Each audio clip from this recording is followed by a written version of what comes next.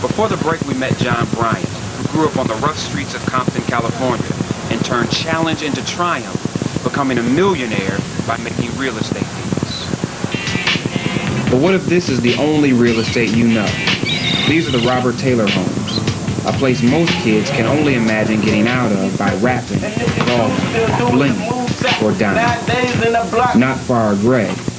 Farrah Gray was a millionaire by the time he was 14. What clicked in your head as a child that says, I want to create something that I can make money with? Being broke. Poverty will do it to you. When I say poor, most people think, okay, well, you at least had furniture, you at least had a car. No, we slept on the floor with the rats and with the roaches. But Farrah didn't need much to get started. Using his red lunchbox as a briefcase and his brother's clip-on tie, Farrah started his own business. It was a 6-year-old's version of real estate. Farrah went into business selling rocks. No, literally, rocks.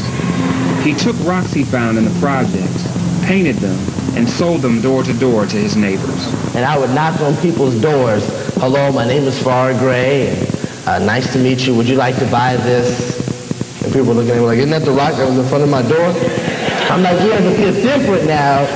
It can be used as paperweights, and it can also be door stoppers. So I made $50. How do you create a vision to sell that, either in or outside of a community where other people are broke too? I was well introduced very early to rejection. When I went out with those rocks, some people didn't think that was cool. They had no need for it. People slammed the door on me, cussed me out, all kind of stuff. But I just made a few dollars on that door.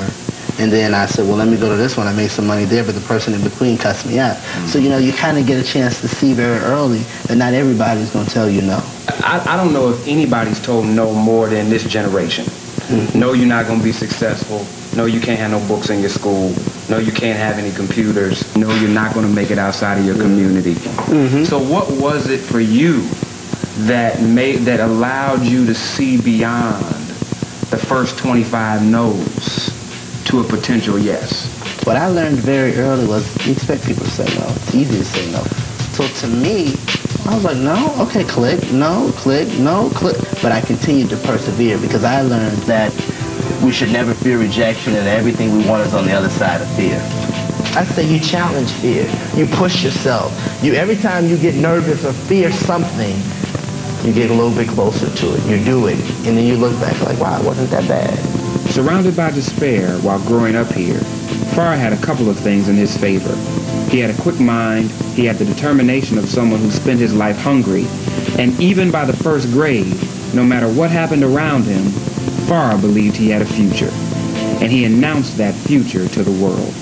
I cut some business cards out of cardboard, and I called myself the 21st Century CEO is what I wrote on my card. So I gave this one guy my business card. I thought, so my name is Farrah Gray. You know, nice to meet you. I didn't even think about it as being cardboard.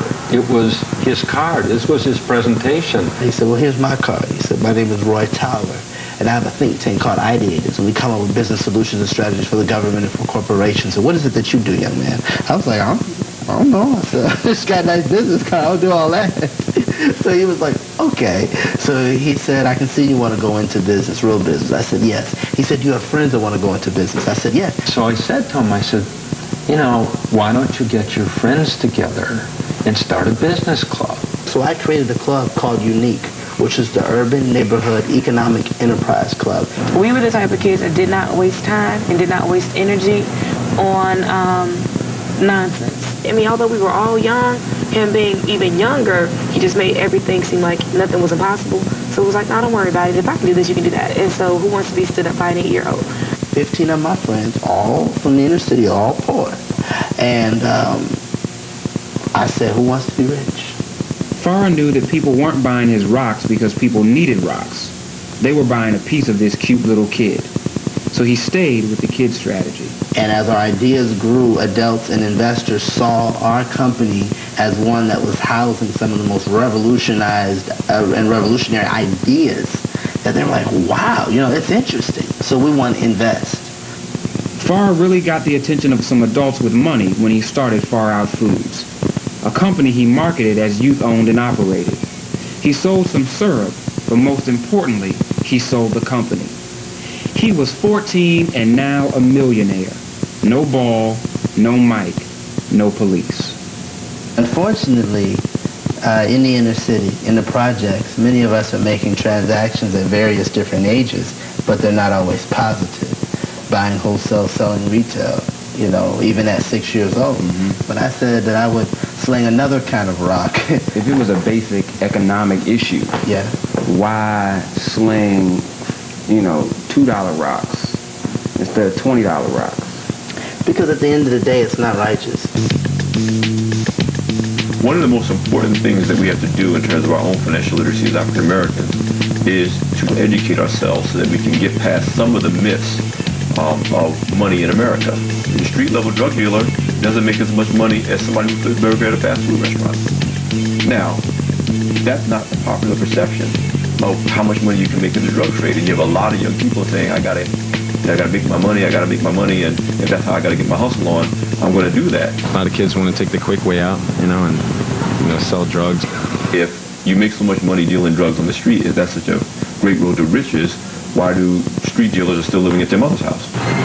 At 20, Farrah isn't staying at his mother's house. He's bought his mother. He travels the country telling people how to start their own business and selling his book brilliantly. Sales are good. We caught up with him in Delaware. But I knew that there was more to life than just poverty. And in Kansas City. The first step to becoming a millionaire was believing in myself. These days, Farrah is selling knowledge. He talks about managing your money, and he talks about his own story. Nice meeting you, man. Folks from all over the country are lining up to get a piece of the kid with a bright future, to get a piece of hope.